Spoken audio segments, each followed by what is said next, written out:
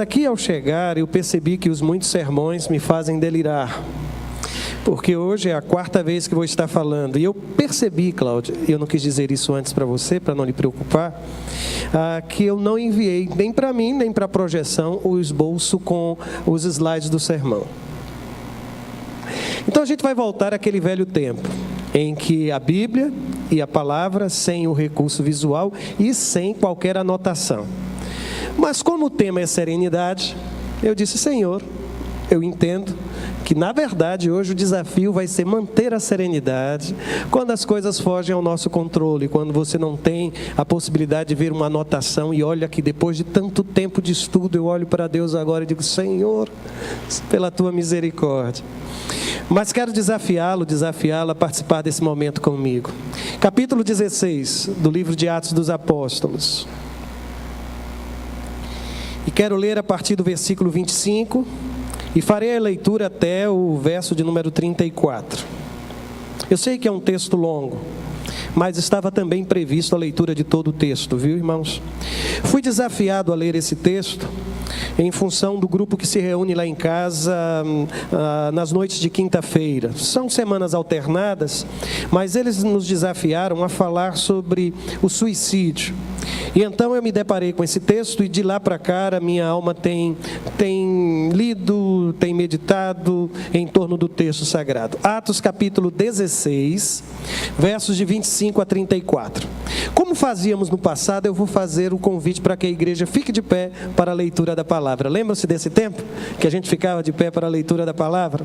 Fica de pé, nós vamos ler. Pela meia-noite, Paulo e Silas oravam e cantavam hinos a Deus, enquanto os presos os escutavam. De repente, houve um tão grande terremoto que foram abalados os alicerces do cárcere. E logo se abriram todas as portas e foram soltos os grilhões de todos.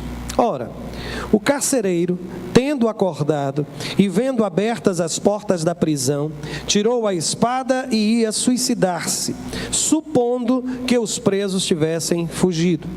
Mas Paulo bradou em alta voz, dizendo, não te faças nenhum mal, porque todos aqui estamos. Tendo ele pedido luz, saltou dentro e todo trêmulo se prostrou ante Paulo e Silas. E tirando-os para fora, disse, Senhores, que me é necessário fazer para me salvar?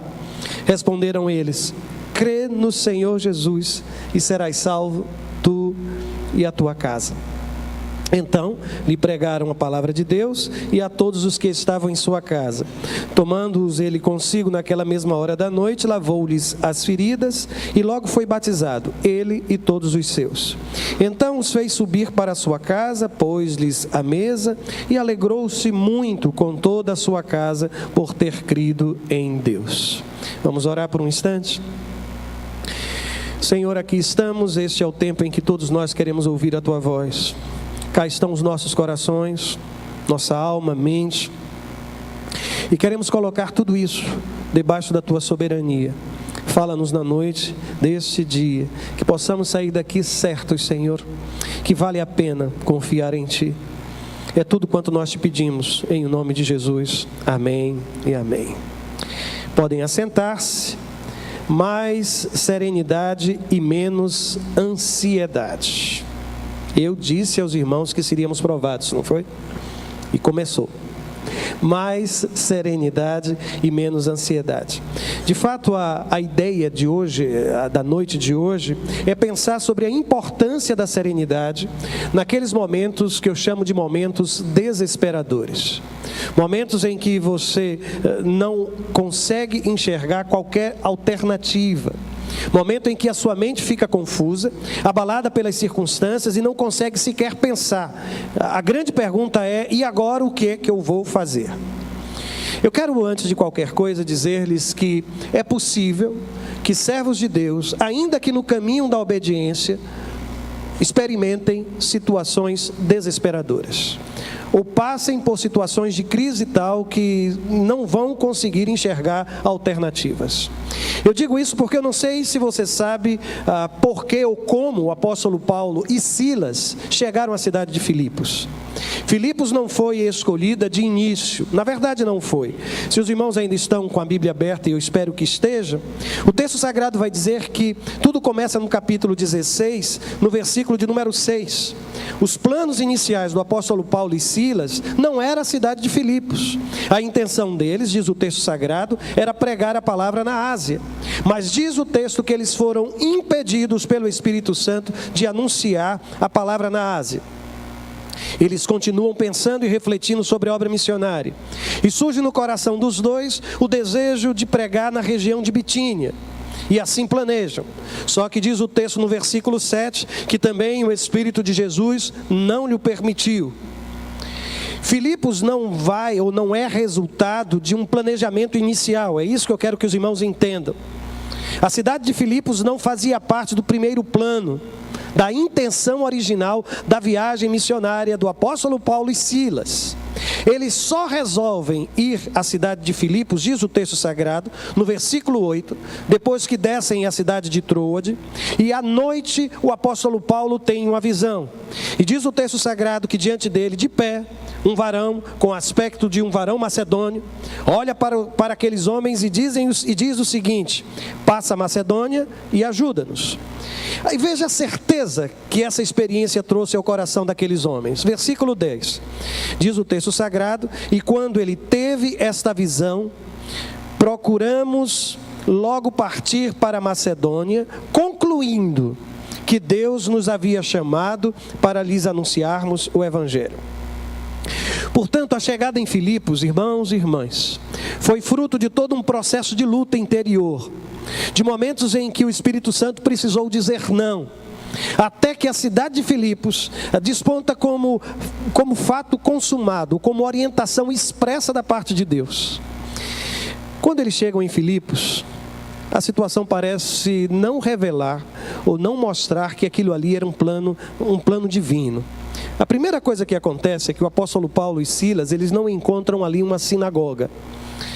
Na história, o que se diz é que para construir uma sinagoga, para estabelecer uma sinagoga numa cidade, seria necessário pelo menos 10 homens, 10 judeus naquele lugar. O que é que isso sugere? É que não havia sequer 10 homens judeus na cidade de Filipos. Mas até aqui, todo o trabalho missionário do apóstolo Paulo obedeceu este mesmo raciocínio. Ele chegava em uma cidade, procurava a sinagoga, começava a se reunir com os judeus e a partir dali começava a anunciar que o Messias prometido pelo Antigo Testamento já havia vindo ao mundo, morrido na cruz do Calvário, ressuscitado e vencido a morte, e era Jesus de Nazaré. Só que isto não podia acontecer. Aquela cidade não tinha uma sinagoga. Eu não sei como você se comporta quando aquilo que você planeja nada dá certo. Quando nem o esboço do sermão você tem para acompanhar. Eu não sei o que você faz quando você vai àquela casa, vai àquela cidade, e tenta encontrar uma sinagoga, porque até então é assim que você costuma fazê-lo. E você percebe que a única coisa que Deus coloca diante dos seus olhos é um grupo de mulheres de oração que se reúnem num beira de um rio na cidade de Filipos. É provável que alguns de nós naquele momento já estivessem olhando para os céus e dizendo assim: Senhor, foi para isto que eu vim à cidade de Filipos? Eu sequer encontrei uma sinagoga e as únicas pessoas a quem eu posso falar são mulheres que se reúnem, não tem nem sequer uma casa, uma estrutura física, do nada, não existe nenhuma cobertura. E eu me recordo que quando estive com Cláudia ali naquela região, nós conhecemos aquele lugar. Nós conhecemos o riacho, o rio, onde provavelmente aquelas mulheres se reuniam para caçar aqueles momentos em oração. E aquele momento para mim foi muito impactante. Construíram ali um templo, uma igreja, em função de Lídia, da experiência dela de conversão. Mas hoje, passada a história, é fácil chegar naquele lugar e trazer à alma tamanho sentimento. Mas voltem no tempo. Este homem de Deus que primeiro desejou ir à Ásia, depois desejou ir à Bitínia. O Espírito Santo de Deus o impediu. Lá está em Filipos. Àquela altura, provavelmente, alguns de nós já estaríamos fazendo as malas para desistir de Filipos. Porque a primeira experiência ou o primeiro momento não deve ser determinante na continuidade de algumas experiências com Deus. Eu quero lhe dizer que o primeiro momento, as primeiras semanas, os primeiros dias, os primeiros anos, não podem servir de critério para mim e para você, de que isto deve prosperar ou deve terminar. Eu não sei há quanto tempo você é casado. Eu não sei se você ainda se recorda dos primeiros anos de casamento. Eu não precisa reconhecer isso. Eu acho que não seria até bom. Mas é provável que em algum momento, no começo daquela experiência de matrimônio, você tenha parado e tenha dito: Senhor, o que eu fiz da minha vida? Não era isso que eu esperava da relação. Não era isso que eu esperava deste homem. Não era isso que eu esperava desta mulher. Por favor, não confirme que isso aconteceu com você. Não confirme. Mas de fato, algumas vezes nós pensamos em desistir porque os primeiros momentos, os primeiros dias parecem não revelar que Deus esteja naquele projeto. Só que o apóstolo Paulo e Silas continuam naquele lugar. As mulheres se reúnem. Lídia oferece a sua casa para recebê-lo. E ele vai à casa de Lídia. E algo extraordinário acontece. Parecia ser o sinal dos céus. Diz o texto sagrado que uma moça, uma mulher, que ela é explorada pelos seus dons de adivinhação, mas era uma mulher possuída pelo demônio. Diz o texto sagrado que ela é liberta deste poder do mal. E o impacto disso foi tremendo entre aqueles que moravam em Filipos e na vida do apóstolo Paulo. Eu tenho a sensação que naquela hora ele deve ter dito: Deus está neste negócio.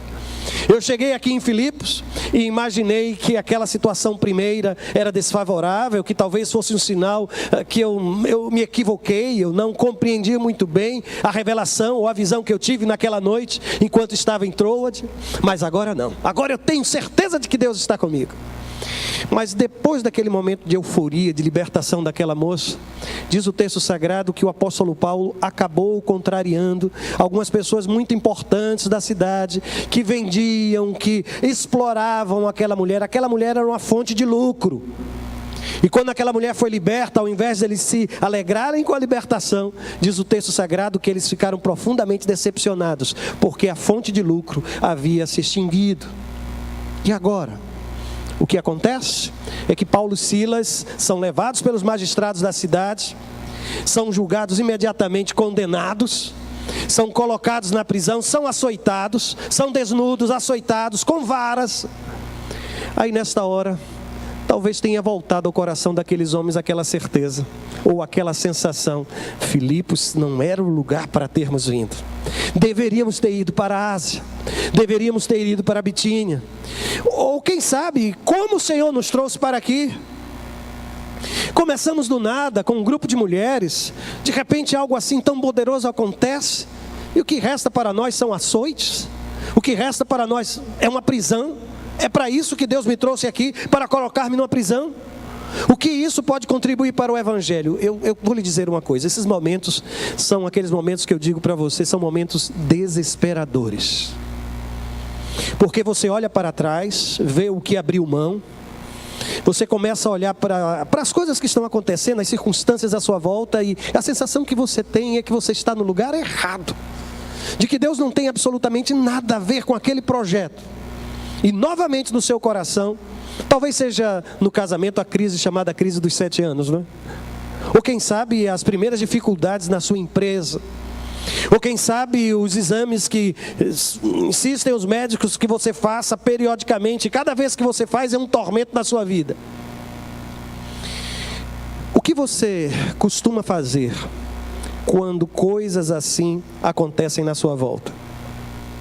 Eu vou lhe dizer o que aconteceu com aqueles homens. Diz o texto sagrado que eles foram açoitados, você já soube disso. Mas eu tenho aprendido, irmãos, que para adorar o Senhor não existe hora, não existe situação confortável. Porque o texto vai me dizer que aqueles homens transformaram aquele lugar, o presídio, e nós vimos as ruínas de um lugar que disseram ter sido o lugar onde o apóstolo ficara preso, certamente um lugar escuro, porque diz o texto que ele foi colocado nas celas interiores, no lugar mais escondido, para ficar ainda sob maior atenção. Se não bastasse, diz o texto sagrado, eles foram presos a um tronco. Depois de açoitados, meia-noite, corpo cansado, dolorido, sem mobilidade, e aqueles homens começam a louvar e adorar ao Senhor. Lembram-se disso? Diz o texto sagrado no versículo de número 25: pela meia-noite, Paulo e Silas oravam e cantavam. E há um detalhe que muitas vezes passa despercebido, irmãos, é que alguém sempre está lhe escutando. Alguém sempre está lhe escutando. A Bíblia diz que os demais presos os escutavam. Posso lhe dizer, seu filho está lhe escutando, sua filha está lhe escutando, seus amigos. Está entendendo o que eu quero lhe dizer? Que a forma como você reage a essas situações de desespero, de possível desespero, elas precisam se transformar em testemunho, porque alguém está lhe escutando. E a voz daqueles homens, de dentro da cela, ecoava no silêncio da meia-noite, e os presos acabaram ouvindo as canções e o louvor que aqueles homens entoavam. Os irmãos já imaginaram o que teria acontecido se, ao invés de ouvir uma canção de louvor, escutassem aqueles homens a murmuração desses homens de Deus? É por isso que nós começamos o ano dizendo o quê, irmãos? Mais gratidão, menos murmuração. E agora, mais serenidade, menos ansiedade. E querem saber por quê? Porque sempre há alguém nos ouvindo, sempre há alguém nos escutando. E a grande pergunta é: que tipo de influência você quer exercer na vida dessas pessoas? A situação é a mesma. Todos estão presos, mas um homem de Deus, irmãos, ainda que açoitado, ainda que preso no tronco, ainda que seja meia-noite com o corpo dolorido, ainda pode louvar e adorar ao Senhor. E é nesta hora que a serenidade faz toda a diferença. E é nesta hora que a serenidade nos permite ser bênção na vida de outras pessoas. Talvez você esteja se perguntando por que você está vivendo essa situação. Talvez isso não tenha a ver com você, talvez tenha a ver com a possibilidade de Deus alcançar, através de sua canção da meia-noite, os presos que estarão ao seu lado, as pessoas que estarão acompanhando o seu testemunho e ouvindo as suas palavras de fé. Quantas e quantas vezes eu já fui visitar pessoas, imaginando levar consolação, e sair daquele lugar consolado, por gente que aprendeu a cantar, ainda que tenha sido na meia-noite de um dia. Porque a adoração ao Senhor, irmãos, não tem tempo, não depende do tempo, não depende das circunstâncias favoráveis, não depende do conforto do seu corpo, daquilo que você esteja sentindo. É por isso que eu volto a dizer-lhes, quão importante é a serenidade, irmãos, quando a gente enfrenta situações que beiram o desespero. Quando eu não sei o que é que eu estou fazendo em Filipos, porque o Senhor me trouxe a este lugar. Eu só vou lhe antecipar uma coisa. Quando Paulo escreve a carta aos Filipos, sabe como ele chama a igreja de Filipos? Ele chama a igreja de Filipos de minha coroa. Vocês são a minha coroa. A relação de Paulo com a igreja de Filipos foi uma relação tão bela, irmãos, que sabem qual foi a igreja? Que quando o apóstolo Paulo esteve preso em Roma, resolveu mandar e enviar uma oferta. Preocupados que estavam com aquele homem, foi a igreja de Filipos. Provavelmente, se eu fosse membro de uma junta batista, ou de uma equipe de ministério de missões e evangelização, e alguém me dissesse: olha, temos uma cidade para ir. Qual é o nome da cidade? Filipos. O que é que nós temos lá? Só temos algumas mulheres que costumam orar na beira do rio. Qual é a outra alternativa? A Ásia. A Ásia. Eu diria: não, precisamos investir na Ásia, precisamos investir em Betínia. Mas Deus tem planos que escapam ao meu entendimento e seu entendimento. E aquilo que hoje parece estar sendo um lugar de dor, lugar de sofrimento, ainda há de ser a coroa de sua vida. Quando a Bíblia usa a palavra coroa, lá no texto de Filipos, não é coroa de rei, sabe, irmãos? É uma coroa de louros. Não é estéfanos, a ideia não é diadema, é coroa que era colocada sobre a cabeça de um corredor, de um atleta vencedor. O apóstolo está olhando para aquela igreja e dizendo: olha, vocês são a certeza de que vale a pena a gente correr riscos nessa vida. Vocês são a certeza de que Deus, na linha de chegada, coloca sobre as nossas vidas o sinal de sua bênção. Vocês são bênção na minha história. E pensar que tudo começou assim. Por isso, talvez hoje você só tenha a prisão, um grupo de mulheres na beira de um rio, o corpo dolorido dos açoites, as pernas presas a um tronco. Aguarde um pouco mais, porque Deus há de revelar o seu propósito na sua vida. Não existem momentos desesperadores na vida de um servo de Deus que esteja trilhando o caminho da obediência que não se tornem bênção em sua caminhada. Não existem, irmãos. Mas me permitam dizer-lhes que existe uma outra maneira de lidar com situações desesperadoras. E isso acontece na vida de um homem, eu não sei o nome dele. Ele apenas se tornou conhecido pela função que exercia. Ele aqui é chamado de carcereiro.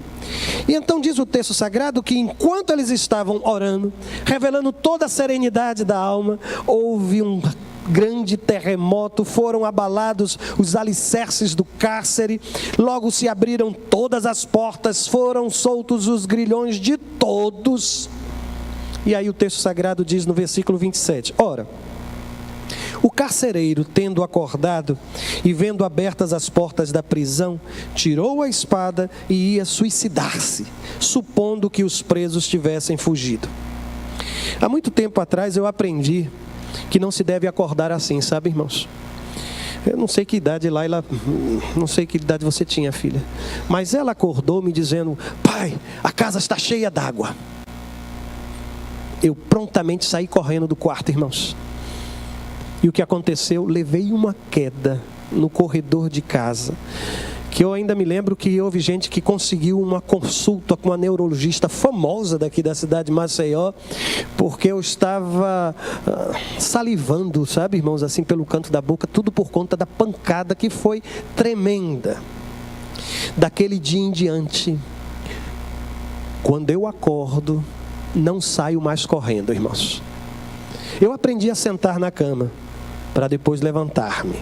Mas às vezes a gente só aprende depois da queda, não é? Porque você está dormindo, de repente aquele barulho, a sensação que você tem imediata é o que é? Olha, todos estão...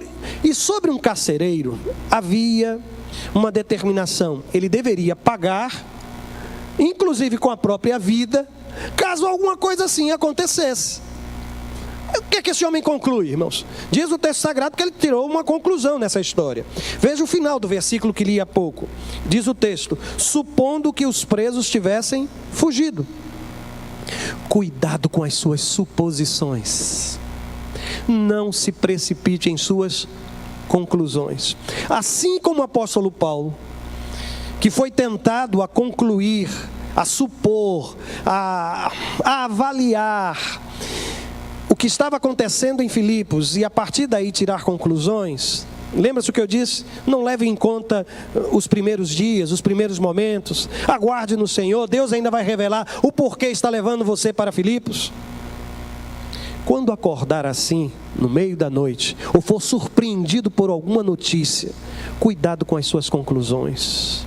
Não se precipite ao concluir.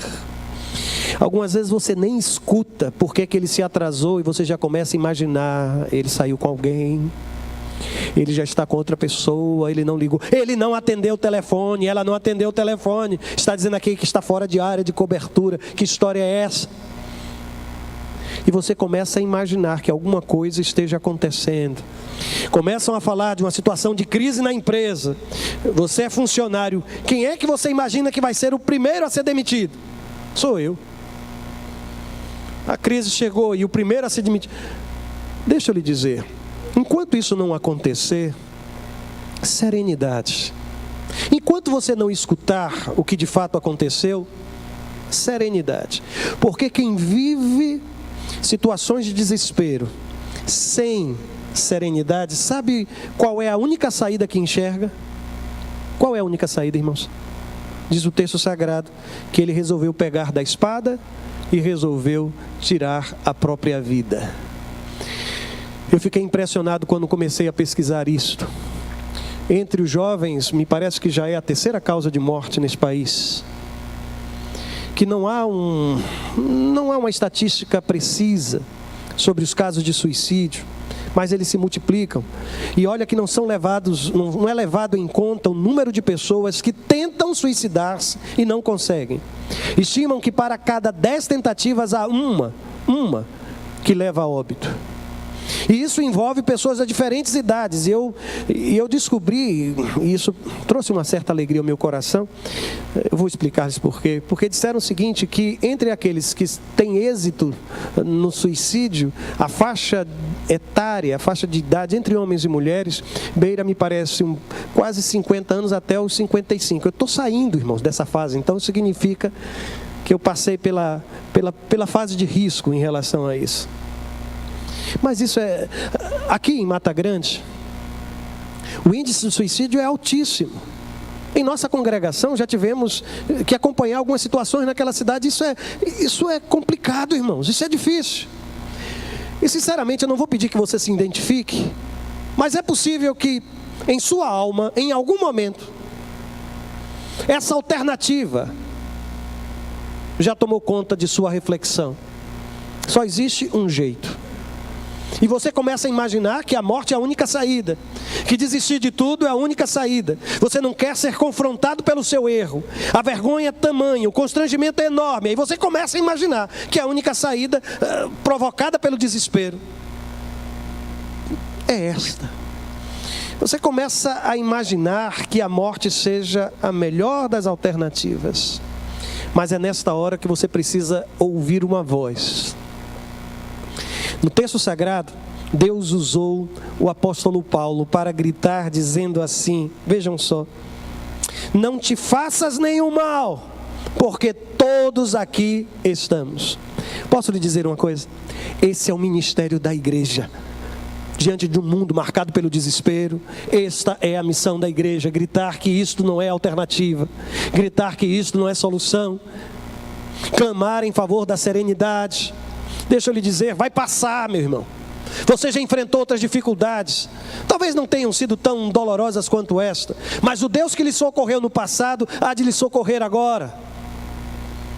Pensar que simplesmente acabar com tudo, acabar com a vida, acabar com a empresa, acabar com isso, acabar com aquilo, serenidade diante de Deus.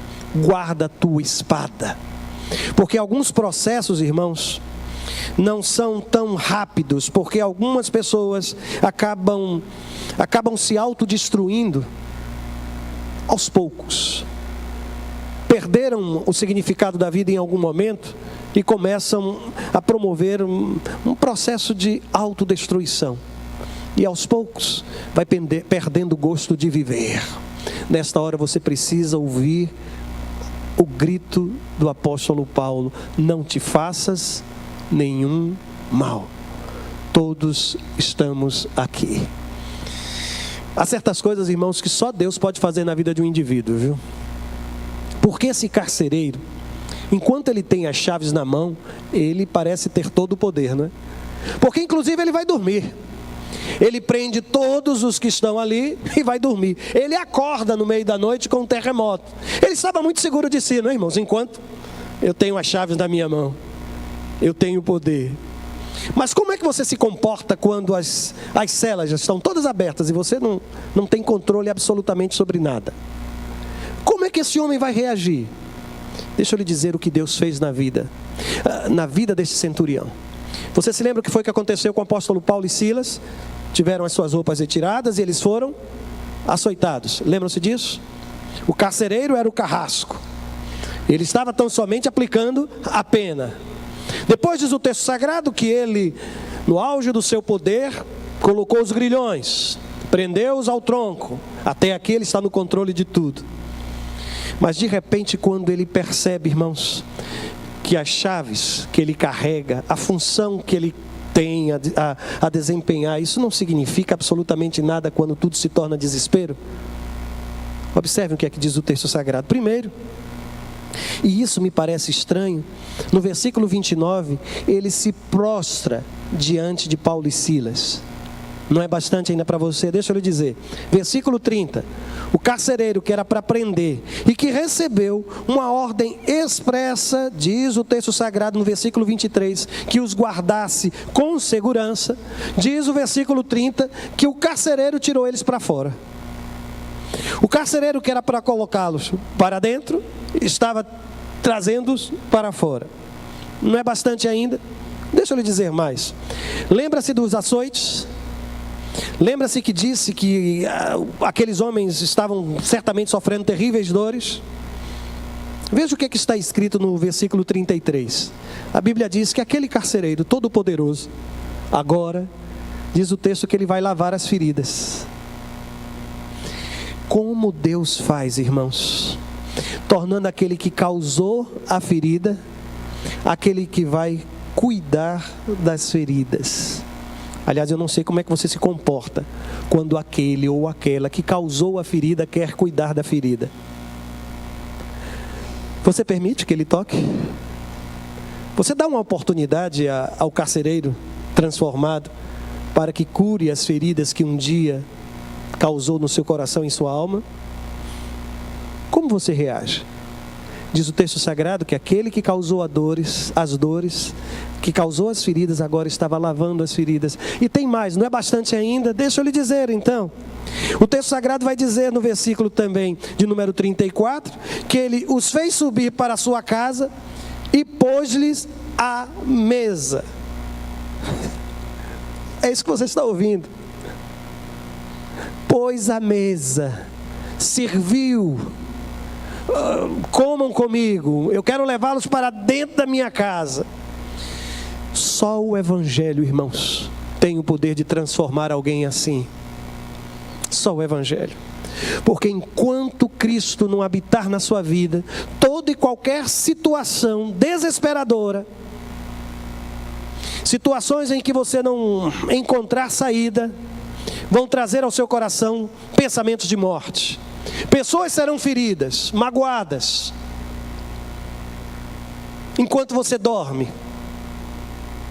Mas quando a graça de Deus alcança o coração de um homem, de uma mulher, não é somente ele que é abençoado. Eu não sei se você observou, mas o apóstolo Paulo prega o evangelho naquela casa, naquela família. E aquela família é batizada, irmãos. É batizada. Há uma transformação não só na vida daquele homem, do carcereiro, mas na família do carcereiro. Eu fico imaginando o que um carcereiro leva para casa no final do dia, do seu trabalho. Talvez somente histórias, não é, irmãos? Hoje foram presos 2 homens. Aqueles que chegaram de fora, um tal de Paulo, um tal de Silas. Talvez contasse essa história em casa, ou algum detalhe do que aconteceu. Mas aquele homem agora estava trazendo vida para dentro de sua casa. O Evangelho é assim, irmãos. Quando alcança o coração de um homem, não alcança somente aquele coração, mas aqueles que estão à sua volta. E Deus quer que você seja instrumento de bênção na sua casa. Deus não quer salvar somente você. Deus não quer transformar somente a sua história. Quer transformar a história de sua família e de sua casa. Deus quer realizar promessas não somente da sua vida, mas da vida de seus filhos. Deus quer que através de decisões que você precisa tomar, aqueles que estão à sua volta sejam igualmente abençoados. Mas você pode estar perguntando, ou quem sabe fazendo a mesma pergunta que aquele homem fez no seu momento de desespero, quando desistiu de se matar.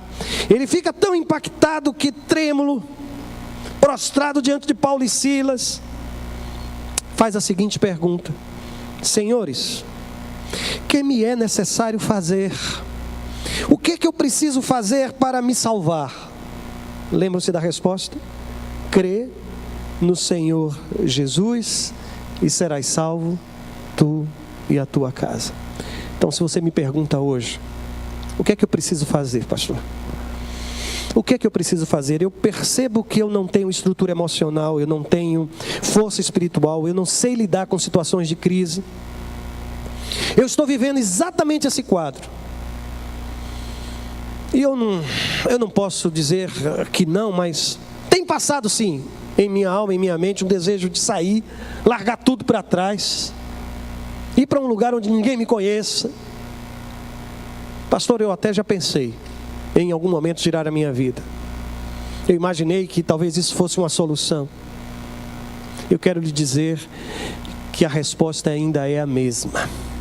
Crê no Senhor Jesus e serás salvo, tu e a tua casa.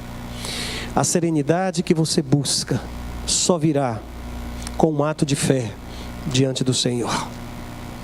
Se você está disposto a fazer isso, se você quer voltar para casa, chegando em casa dizendo à família: eu conheci a Jesus, Jesus transformou a minha vida, eu vi a glória de Deus, Deus falou ao meu coração, e eu tenho certeza de Deus abençoar a minha família, meus filhos, meu casamento. Onde quer que você esteja agora, você vai fechar os seus olhos e quem sabe vai fazer a mesma coisa que este homem fez. Vai ouvir o Evangelho da graça e vai fazer de Jesus o Senhor e Salvador de sua vida. Talvez você esteja perguntando: mas como eu posso fazer isso? O que eu devo fazer? O que eu devo dizer? Silenciosamente em seu coração, no lugar onde você está, apenas diga ao Senhor: Senhor Jesus, nesta noite eu coloco a minha vida nas tuas mãos. Eu tenho aprendido que uma vida de serenidade começa com o coração aberto ao Espírito Santo de Deus. Repita no seu coração: Senhor Jesus, nesta noite eu entrego a minha vida nas tuas mãos. Eu estou falando com você que está nos visitando. Talvez você já tenha vindo aqui em outros momentos. Talvez até já tenha passado por um momento como esse no culto. Mas se Deus estiver falando ao seu coração, dizendo: olha, a paz que você precisa, a serenidade que você precisa, só vai alcançar o seu coração no momento em que você abrir a sua alma e fizer de Jesus o Senhor. O Senhor. Por isso, deixa eu insistir com você. Conversa com Deus agora. Peça perdão a Deus pelos seus pecados e diga: eu quero sim Jesus na minha vida. Não faça porque o pastor está sugerindo. Eu não quero induzir você a absolutamente nada. Mas se você entende que precisa tomar essa decisão nesta noite, onde quer que esteja, diga ao Senhor: Senhor Jesus, a minha vida está nas tuas mãos. Recebe-me, Senhor, nos teus braços. Se você fez esta oração, onde quer que esteja, apenas erga de suas mãos. Me deixa orar por você. Há alguém assim aqui, que na noite de hoje entregou a sua vida a Jesus e quer dizer ao Senhor: a partir de hoje é o Senhor quem vai orientar os meus caminhos e a minha vida, a minha caminhada. Onde quer que esteja, apenas erga de suas mãos. Há alguém assim? Erga de suas mãos para que possamos orar por você. Há alguém entre nós que queira dizer isso ao Senhor? Levanta bem alta a tua mão. Ora primeiro dizendo: Senhor, eu entrego minha vida. Deus te abençoe, jovem. Que a paz de Deus esteja sobre o seu coração e alma. Tudo vai ser diferente. Deus há de orientá-lo em todas as coisas. Deus te abençoe, filho. Há mais alguém que queira fazer isso? Basta erguer uma de suas mãos. Eu só quero orar por você e dizer: Senhor, sela essa decisão com o selo do teu Espírito Santo. Há mais alguém que queira fazê-lo? Apenas erga uma de suas mãos e me permita orar por você. Deus te abençoe. Que a misericórdia de Deus lhe alcance. Que esse gesto, esse momento de decisão tenha um impacto lá na eternidade. Deus te abençoe. Há mais alguém que assim queira fazê-lo? Ah, Deus os abençoe. Eu os cumprimentei quando estavam entrando aqui. Vou só dizer-lhes uma coisa: aquela celeridade de entrar no santuário, o culto já começou, eu não sei o que estava passando na cabeça de vocês. Agora, quando vocês saírem, sairão diferentes. Deus estará com vocês e há de conduzir toda a vida de vocês dois. Deus te abençoe, Deus te abençoe. Que a paz do Cristo também esteja sobre a sua vida. Derrame misericórdia e graça sobre o seu coração. Amém. Há mais alguém que assim queira fazer? Deus te abençoe. Que a sua mão seja um sinal diante de Deus, dizendo: Senhor, eu estou aqui, pode contar comigo. Amém, pela sua decisão, pela sua vida. Há mais alguém que queira fazer o mesmo? Apenas ergue suas mãos e diga: a minha vida pertence a Deus, a partir de hoje. Há mais alguém? Alguém neste lado? Alguém neste lado? Alguém que queira fazer isto? Alguém afastado da igreja? É com você que eu estou falando. Alguém que esteja metade no mundo, metade na igreja e queira dizer hoje ao Senhor: Senhor, eu quero me reconciliar contigo, quero viver plenamente a fé. Junte-se a esses que fizeram essa decisão nesta hora. Alguém assim que queira se reconciliar? Levanta a tua mão para que possamos também orar por você. Há mais alguém? Deus te abençoe, Deus te abençoe. Começar de novo é possível, viu? Começar de novo é possível. Há mais alguém que queira fazer isso? Erga a tua mão e diga: eu quero sim, eu quero retornar para a casa do meu Deus, do meu Pai. A igreja vai estar cantando a canção, é isso, Odílio? E eu vou pedir que os irmãos fiquem de pé. Esse primeiro banco aqui está completamente vazio. Para mim seria complicado, deixa eu dizer, sair daqui para orar por você que ergueu a mão ali, por você que ergueu a mão naquele lugar, sem qualquer constrangimento. Por favor, venham aqui para esse primeiro banco para que eu possa orar, pronunciar o seu nome diante de Deus. Saia do seu lugar e venha até aqui enquanto a igreja estiver orando. Se estiver envergonhado, constrangido, peça ajuda. Você pode ir comigo? Alguém virá com você. Venham cá, fique aqui nesse primeiro banco. Vamos orar por um instante com você, apresentando a sua vida a Deus. Se você ergueu a sua mão, pode vir. Não ergui minha mão, mas eu quero ir. Venha da mesma forma que nós vamos estar orando por você. Venham cá, vamos orar ao Senhor pela sua vida. Que bom, pode se aproximar, chega mais um pouquinho para cá. Isso, pronto, eles vão para cá.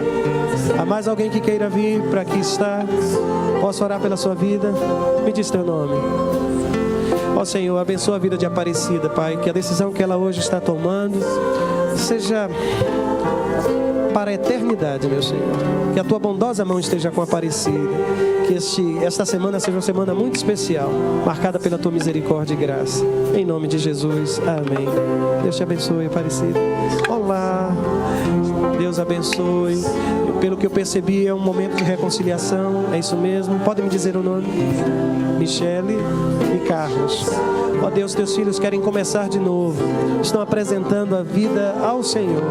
E o nosso desejo é que a tua bênção esteja com eles. Que Michele e Carlos, ó Deus, sejam alvos de tua misericórdia, Pai. Em nome de Jesus nós oramos. Amém. Deus te abençoe, Carlos. Permaneçam aqui. Me diz o nome. Isaura. Ó Senhor, abençoa a vida de Isaura. Ela veio até aqui, tomou essa decisão e eu creio, Senhor, que foi fruto da ação do Teu Espírito em seu coração. Concede-lhe serenidade, graça, esperança. Abençoa, Senhor, a vida de Isaura em nome de Jesus. Amém. Amém. Deus te abençoe, Isaura. Me diz o nome de vocês. Sérgio e Simone. Posso orar então por vocês? Bendito Deus, os teus filhos estão aqui juntos na tua presença. Tu sabes o que eles têm vivido até aqui. E essa decisão, Senhor, eu tenho certeza que há de servir de bênção para a vida dos dois. Ajuda, Senhor, dando serenidade, sabedoria, entendimento da tua vontade. É o que nós te pedimos no nome de Jesus. Amém e amém. Deus abençoe vocês. Me diz teu nome. Sandro. Deus te abençoe, Sandro. Ó Deus, abençoa a vida de Sandro nesse instante, Pai. Toma conta dele. Faz com que ele se sinta envolvido pelos teus braços, meu Deus. Que a decisão que ele está tomando nesta hora, Pai, possa mudar verdadeiramente a sua história. É o que eu te peço no nome de Jesus. Amém. Deus te abençoe, Sandro. Deus te abençoe. Me diz teu nome. Rubens. Ó Senhor, eu quero pedir nesse instante pela vida de Rubens. Ele aqui está, e a decisão que ele está tomando, Senhor, é de fazer do Cristo, Senhor, de sua vida. Ajuda o Rubens, Senhor, a ter entendimento, compreensão da tua vontade. Ajuda o Senhor a perceber que não há outro caminho, só Jesus. E que a decisão que ele está tomando agora seja selada pelo selo do teu Espírito Santo, meu Deus. Abençoa a vida de Rubens, em nome de Jesus. Amém, amém. Me diz teu nome. Priscila. Bendito Deus, eu quero te pedir nesta hora pela vida de Priscila, Pai. se ela veio até aqui, se ela está diante do teu povo, apresentando a sua vida, Pai, a certeza que tem é que ela veio movida pelo teu Espírito. E que a tua bondosa mão esteja com Priscila, Pai. Que ela tenha serenidade, sabedoria, graça, misericórdia, vinda dos céus, Pai. Abençoa a vida de Priscila, Pai. Nesta hora eu te peço, em o nome de Jesus. Amém e amém. Glória seja dada ao Senhor. Deus te abençoe, meu Priscila. Deus te abençoe. Te guiar, oh, abre teu coração, aceita o seu perdão, deixa o Salvador com seu amor te salvar. Eu orei nominalmente. Eu sei que Deus sabe o nome de vocês. Quem não sabia sou eu. Mas hoje eu sei que tem entre vocês uma pessoa que se chama Aparecida, Isaura, Priscila, Rubens, Sandro. São 2 S's, é isso? Simone e Sérgio. E aqui é Carlos e Michele. Michele, ok. Deus sabe o nome da gente. E se há mais alguém que Deus tocou, está em pé, olhando para mim, dizendo, ó Senhor, se Ele tivesse falado mais uma vez eu teria ido, já sabe, acabei de dizer o que você queria ouvir. Saia do seu lugar agora e junte-se a estes. Há mais alguém que queira vir? Vem cá para que eu possa orar por vocês, pronunciar o seu nome diante de Deus. Há mais alguém? Ou são estes a quem Deus tem falado na noite de hoje e tomado essa decisão diante do Espírito Santo do Senhor? Há mais alguém? Se houver, pode sair do seu lugar agora. Aqui estamos. Eu queria só que por um momento, sem qualquer constrangimento, só olhe assim para trás, para os lados, vocês que estão aqui na frente. Olha assim, só olha assim. Sabe qual é a pergunta que eu quero fazer? Vocês nos aceitam como família de vocês? Como irmãos e irmãs? A gente quer oferecer isso. A gente não tem muita coisa não, mas isso pode a gente sim ser na vida de vocês, família. É isso que a gente quer ser.